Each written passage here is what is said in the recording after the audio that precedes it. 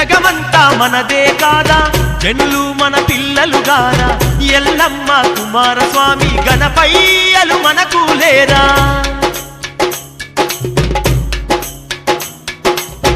ఈ సృష్టికి తల్లిదండ్రులం మనమైతే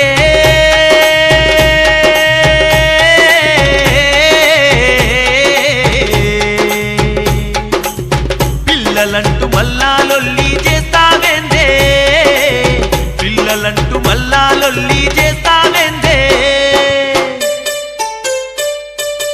అక్క పిల్లలు ఆకలికి రారు, చెల్లి పిల్లలు చేతికి రారయ్యా.